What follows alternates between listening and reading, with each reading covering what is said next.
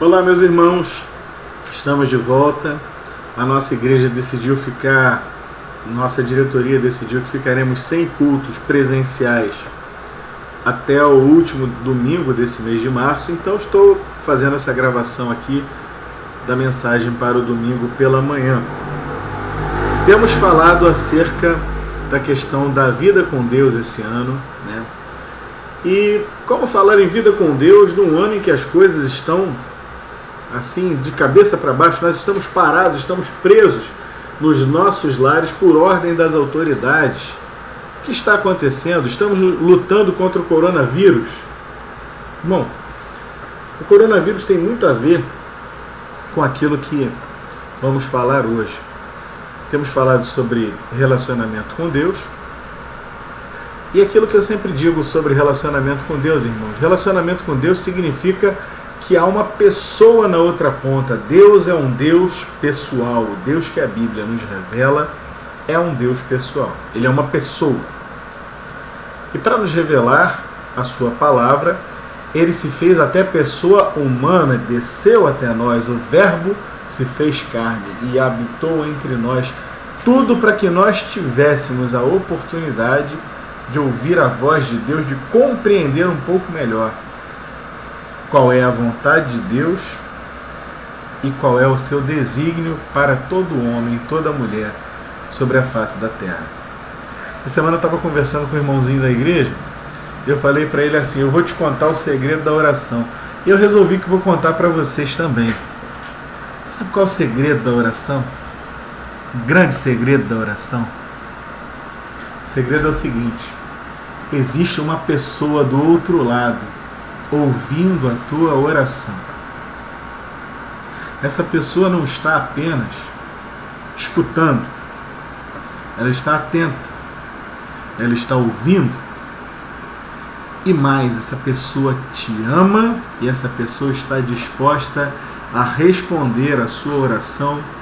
Essa pessoa sabe das suas dificuldades, das suas lutas e das minhas, muito antes até da gente pensar em orar. Então, por que não ter um relacionamento com essa pessoa que se chama Deus, que nos revelou todas essas coisas que eu acabei de falar?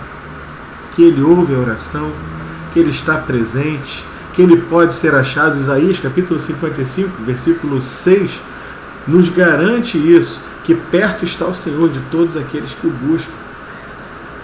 O Senhor diz que a gente tem que buscá-lo enquanto é tempo, invocá-lo. E nós estamos muitas vezes alheios a isso. Talvez a gente ore e faça aquela oração de deitar na cama e dizer: ah, Senhor, essa noite eu queria pedir ao Senhor, e dorme. E no dia seguinte, amém. Isso não é relacionamento. Já pensou se você falasse com a sua esposa, ou com seu marido, ou com seu filho, com a sua filha, ou pior, que o seu filho, sua filha tivesse esse relacionamento com você? Oi filho, papai te ama. Oi pai, boa noite. Pum, dormiu. Dia seguinte vai embora. Toda noite só um relacionamento de 30 segundos. Isso não é relacionamento. Mas irmãos, para falar sobre relacionamento com Deus desta vez, eu quero falar sobre algo que é importante. Se temos um relacionamento com Deus, eu tenho falado ao longo desse ano sobre várias maneiras de conhecermos a Deus, de sabermos qual é a vontade do Senhor. E dessa vez eu quero chamar a atenção para os irmãos, para chamar a sua atenção para a questão contrária, para o inimigo. Vamos falar um pouquinho sobre o inimigo e sobre os anticristos que estão no mundo. É preciso termos verdadeiro relacionamento com Deus até para podermos nos defender contra esses que são anticristos e que, na verdade, se nós não tivermos um relacionamento com Deus na leitura da sua palavra e uma vida de oração, esses anticristos, esses inimigos podem nos levar a desviarmos-nos do caminho. 1 João capítulo 2, 18 a 26. Filhinhos, já é a última hora, e como ouvistes que vem o anticristo, também agora muitos anticristos têm surgido, pelo que conhecemos que é a última hora. Eles saíram do nosso meio, entretanto não eram dos nossos, porque se tivessem sido dos nossos, teriam permanecido conosco.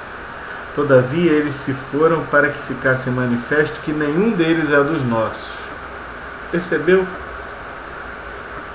Quando João fala dos anticristos, e ele diz alguns, ele vai dizer que os anticristos estão por aí, e mais, eles estão na igreja. Muitos desses saem do contexto da igreja. O que quer dizer que não é para a gente baixar a guarda quando estiver na igreja. Há várias coisas que a gente fala há anos e anos e anos, eu ouço pastores falar, eu falo também, que certas atitudes que a gente vê em certas pessoas que são irmãos, a gente acaba passando a mão. A gente acaba passando a mão na cabeça, coitadinho, ele não tem conhecimento, ele não tem entendimento. E às vezes tem sim. E está a serviço de Satanás, e é o próprio anticristo. Você quer ver? Pessoa que faz fofoca dentro da igreja. Fofoca. Espalha uma história que não tem cabeça, não tem pé, não tem começo, não tem fim, para atrapalhar a vida de alguém. Fazer fofoca. Irmãos, o fofoqueiro é visto até pelo mundo como filho do cão. O fofoqueiro, ele é capaz de, com a sua língua, queimar o filme de pessoas, queimar a vida de pessoas, causar problemas que não vão ser solucionados de maneira fácil, porque inventaram histórias maléficas, malignas e que vêm diretamente do inferno. Ah, mas essa pessoa é muito boa, essa pessoa está dentro da igreja, passou a vida na igreja, nasceu na igreja.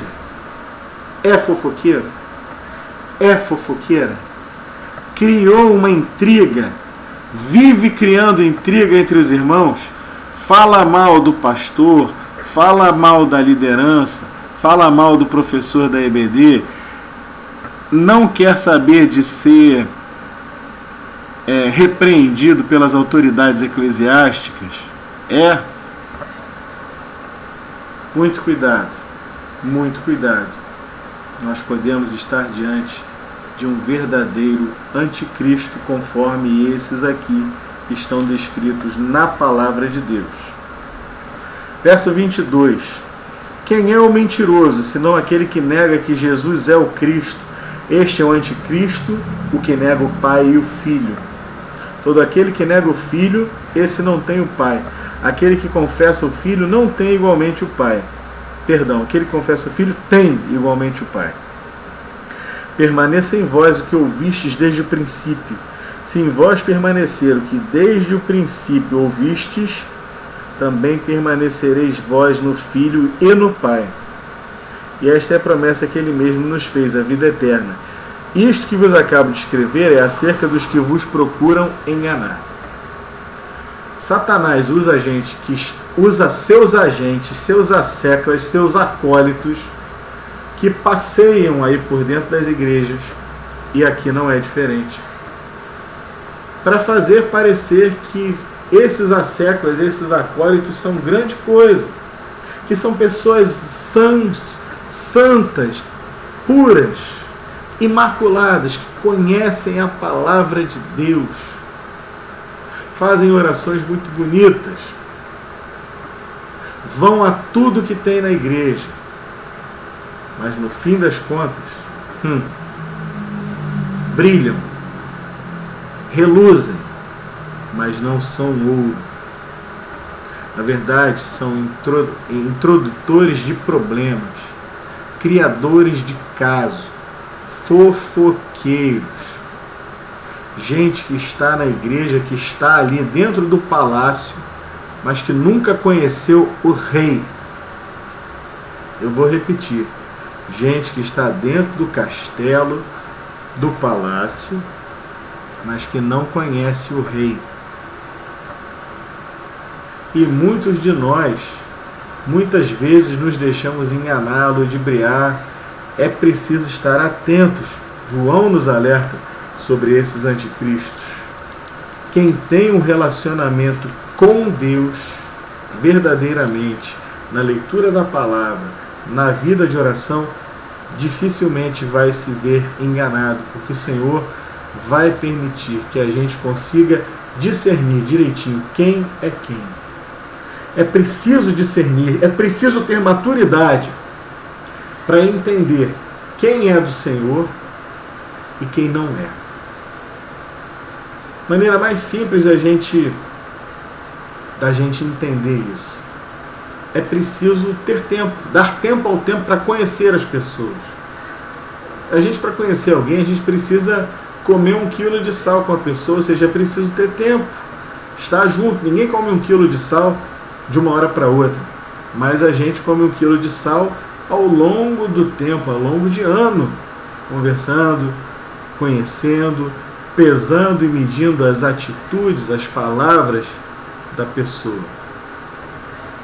Aquela pessoa que chega e parece na igreja que é uma grande coisa, que é uma pessoa que está convertida, uma pessoa que é santa, que cita a Bíblia, que diz que está lendo, que lê a lição da escola bíblica, que vai a todos os eventos, mas que daqui a pouco começa a trincar essa aparência e começa a querer bater de frente e começa a querer dizer que o pastor é isso, que é aquilo, começa a querer dizer que o líder dele na igreja tem erros assim e assado.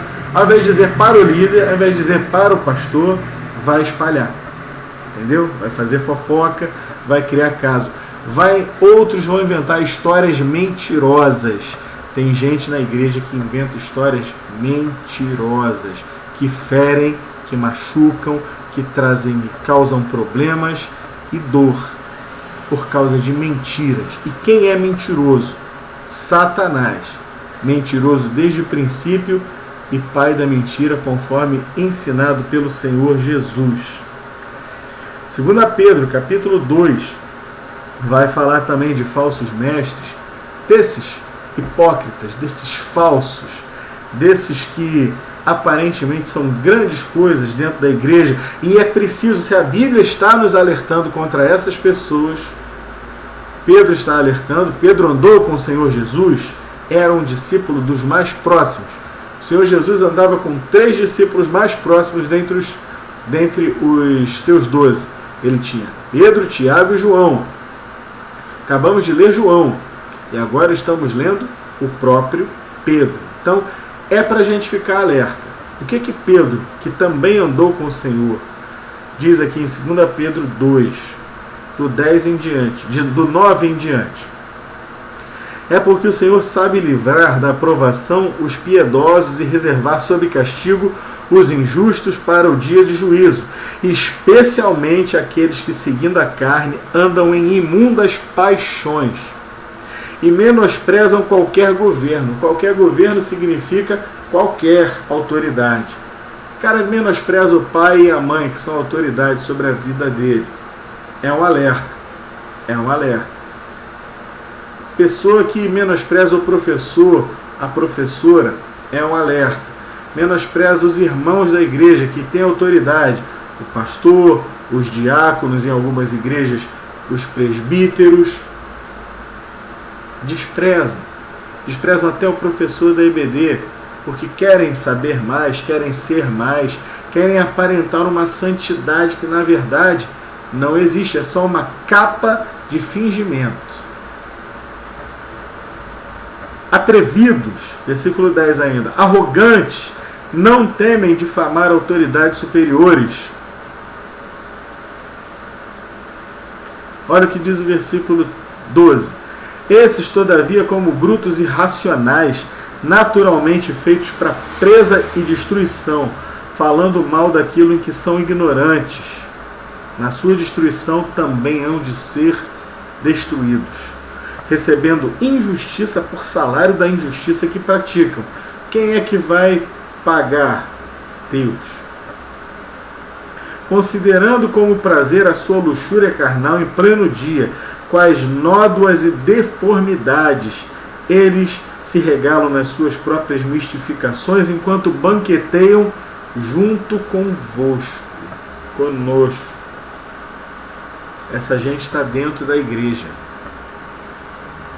E se nós temos um relacionamento com Deus, é preciso entender quem são essas pessoas, é preciso entender que essas pessoas precisam ser repreendidas e é preciso entender, nos casos mais graves, que essas pessoas não são e nunca foram nossos irmãos em Cristo, que não têm o conhecimento, na verdade, a santidade do Senhor Jesus. Como disse o texto aqui, são rebeldes contra todas as autoridades, principalmente contra a autoridade de Deus, na minha e na sua vida. Tendo os olhos cheios de adultério, insaciáveis no pecado, engodando almas inconstantes, tendo o coração exercitado na avareza, filhos malditos, abandonando o reto caminho, se extraviaram, seguindo pelo caminho de Balaão, falso profeta, filho de Beor, que amou o prêmio da injustiça. Verso 17. Esses tais, essa gente que não tem um relacionamento com Deus, que não faz parte da igreja do Senhor, mas que está dentro da igreja do Senhor, frequentando e até sendo membro muitas vezes, essa gente, vamos ver como é que Pedro chama. Esses tais são como fontes sem água, como névoas impelidas por um temporal. Para eles está reservada a negridão das trevas. Porquanto, proferindo palavras jactanciosas de vaidade, engodam com paixões carnais, por suas libertinagens, aqueles que estavam prestes a fugir dos que andam no erro. Ou seja, mais uma vez, primeiro João e agora aqui Pedro vai nos alertar. O perigo dessa turma é que eles são envolventes e eles conseguem levar gente que estava fugindo do erro, que estava saindo do caminho do pecado, e eles conseguem, pela sua astúcia, pela sua inteligência, pelo seu magnetismo pessoal, eles conseguem arrastar essas pessoas. Não, vem para cá, não vai para lá, para esse caminho, não é bem assim, o caminho não é tanto assim, o pastor está exagerando, os irmãos daquela igreja são muito caretas, não é por aí não, vem comigo que o caminho aqui é melhor. Está escrito. Verso 19, o que eles fazem com essas pessoas, com aqueles que eles enganam? Prometendo-lhes liberdade quando eles mesmos são escravos da corrupção, pois aquele que é vencido fica escravo do vencedor. Olha o que a sentença que a Bíblia coloca, a sentença que Pedro coloca no versículo 20. Estou em 2 Pedro, capítulo 2, agora versículo 20. Portanto, se depois de terem escapado das contaminações do mundo, mediante o conhecimento do Senhor e Salvador Jesus Cristo, se deixaram enredar de novo e são vencidos, tornou-se o seu último estado pior que o primeiro. Ou seja, a pessoa está lá no mundo, a pessoa conhece a Cristo, se arrepende dos seus pecados, recebe Jesus como seu Senhor e Salvador, vem para a igreja, aparentemente um lugar seguro, aparentemente um lugar em que todos estão conectados com o Senhor, que todos têm uma vida com Deus. E esse neófito, esse novo convertido, encontra no seio da igreja um anticristo, um desclassificado, um endemoniado, que tem aparência de piedade, mas que ao mesmo tempo nega a eficácia da piedade. E esse endemoniado, maldito, anticristo, leva outras pessoas com ela e consegue, com o seu discurso, porque afinal ele conhece o evangeliquez, ele sabe falar os termos, ele conhece a Bíblia, ele sabe usar o texto bíblico até para torcer. Como é que a gente se defende de um anticristo desse, de um endemoniado desse? Só tem um jeito: vida com Deus. Entendeu? Só tem um jeito: relacionamento com Deus. É se manter firme no propósito, é conhecer a Deus, ou como diz o livro, é conhecer a Deus e fazer a sua vontade. Fazer a sua vontade. Vou continuar do verso 21. Então, tornou-se-lhes o último estado pior que o primeiro, pois melhor lhes fora que nunca tivessem conhecido o caminho da justiça do que, após conhecê-lo, volverem para trás, apartando-se do santo mandamento que lhes for ordenado. Com eles aconteceu o que diz certo adágio verdadeiro: o cão voltou ao seu próprio vômito, e a porca lavada voltou a revolver-se no lamaçal. Eu não digo, eu só afirmo que a Bíblia diz. E a Bíblia diz que a pessoa teve conhecimento de Cristo, experimentou, né, o Senhor e Salvador Jesus Cristo, se deixou enredar de novo. Ah, meu filho, desculpa, não vai ter mais jeito. Era o seu último estado, tornou-se pior. A Bíblia vai além. Vamos voltar mais um livro aqui, mais um pouquinho, e vamos até Hebreus, capítulo 6. Hebreus vai tratar isso de uma maneira ainda mais clara. Hebreus, capítulo 6, vou ler versículo 4 a 8. Diz assim, na minha tem o seguinte título: Os perigos espirituais. É impossível, pois, que aqueles que uma vez foram iluminados e provaram o dom celestial e se tornaram participantes do Espírito Santo e provaram a boa palavra de Deus e os poderes do mundo vindouro e caíram, sim, é impossível outra vez renová-los para o arrependimento, visto que de novo estão crucificando para si mesmos o Filho de Deus e expondo a vergonha. A palavra aqui da minha Bíblia é ignomínia. Porque a terra que absorve a chuva que frequentemente cai sobre ela produz erva útil para aqueles por quem é também cultivada. E recebe bênção da parte de Deus. Mas se produz espinhos e abrolhos, é rejeitado e perto está da maldição, e seu fim é ser queimada.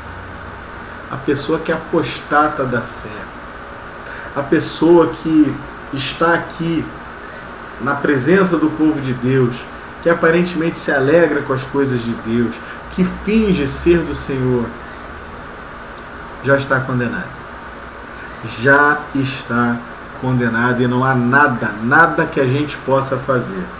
Nada. A Bíblia diz que já está reservada para o fogo do inferno. Não há nada que você e eu possamos fazer. O que nós podemos fazer? Evitar. O que nós podemos fazer é não andar com essas pessoas. O que nós podemos fazer é deixar o Senhor abrir os nossos olhos, para que a gente não corra o risco de cair no engano desse tipo de gente. Judas. A Epístola de Judas, o último livro antes do Apocalipse, só tem um capítulo. Vai falar também alguma coisa. Versículo 8 ao 16. Ora, estes da mesma sorte, quais sonhadores alucinados, não só contaminam a carne, como também rejeitam o governo, mais uma vez a rejeição das autoridades, e difamam autoridades superiores. Contudo, o arcanjo Miguel, quando contendia com o diabo e disputava a respeito do corpo de Moisés, não se atreveu a proferir juízo infamatório contra ele. Pelo contrário, disse: o Senhor te repreenda. Estes, porém, quanto a tudo que não entendem, difamam, e quanto a tudo que compreendem por instinto natural, como brutos sem razão, até nessas coisas se corrompem. Ai deles, porque prosseguiram pelo caminho de Caim e, movidos de ganância, se precipitaram no erro de Balaão e pereceram na revolta de Coré. Estes homens são como rochas submersas em vossas festas da fraternidade. Você já foi a uma praia em que havia uma rocha, uma pedra submersa, uma pedra debaixo da água? Você está muito bem andando e entrando no mar, ou num lago também, quando não mais que de repente aquela topada na perna, ou aquele escorregão que você quase cai.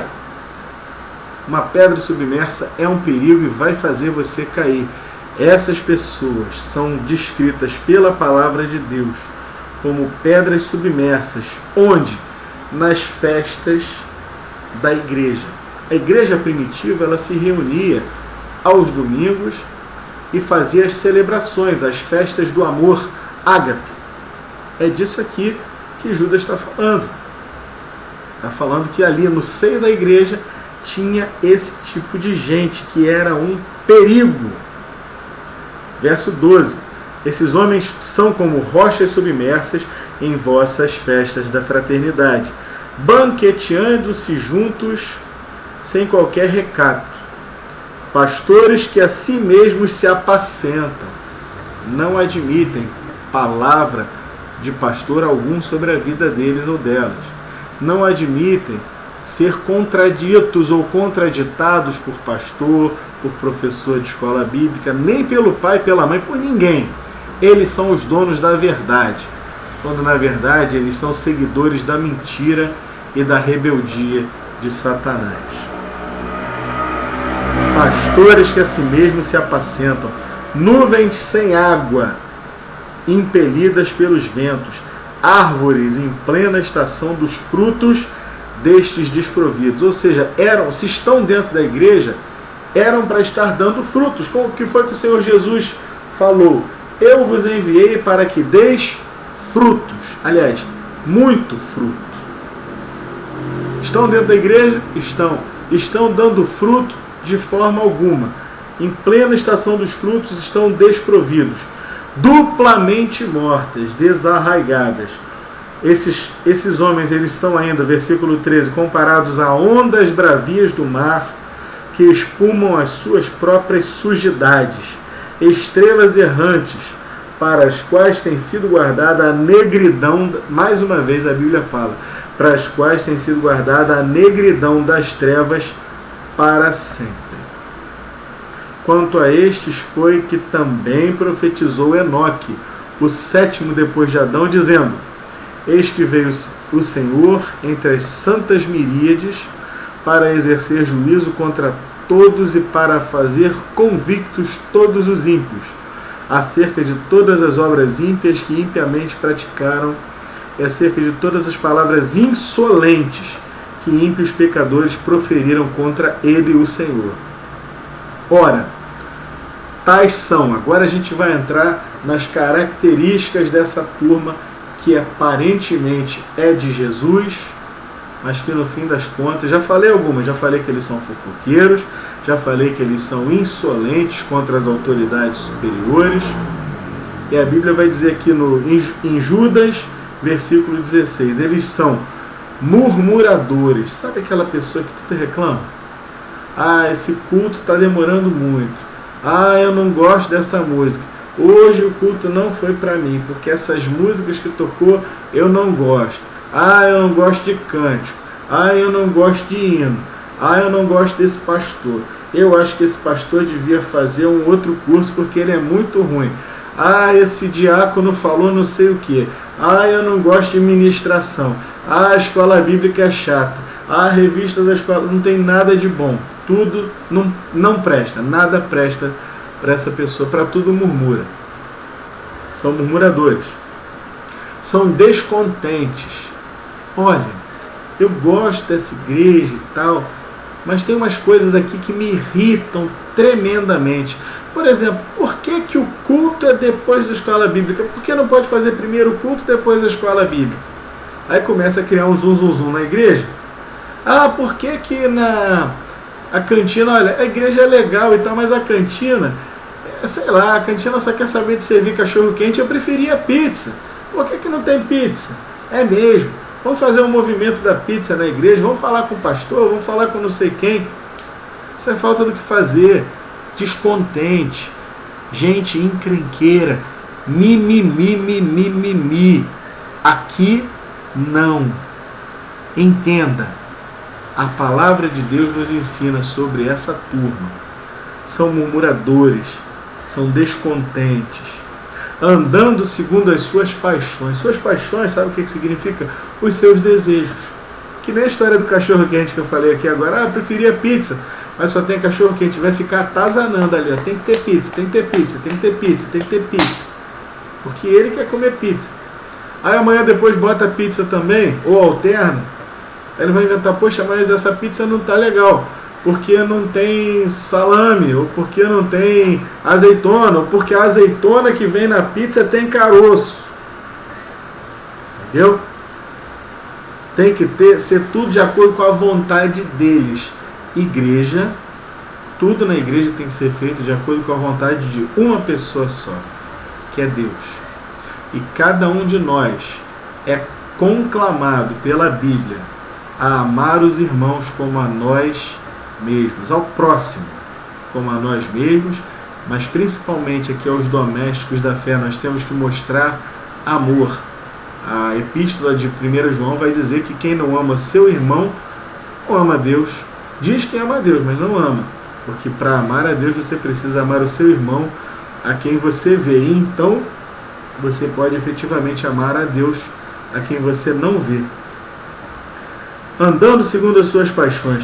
A sua boca vive propalando grandes arrogâncias. Gente arrogante. Olha, o pastor errou naquele texto que ele citou, porque eu sei que aquele texto está errado. Esse contexto aí que o pastor falou é um contexto que, na verdade, Calvino vai dizer aquilo, ou Lutero vai dizer aquilo outro, porque eu sei, porque eu li, porque eu conheço, pereré, parará. O professor da escola bíblica é muito fraco, muito fraco. Eu poderia ser um professor de escola bíblica muito melhor do que essa pessoa. A sua boca fala de grandes arrogâncias sobre si mesmo. Ao passo que a Bíblia vai nos dizer o homem mais sábio de todos os tempos, Salomão. Esse era sábio, a sabedoria dele era dada por Deus.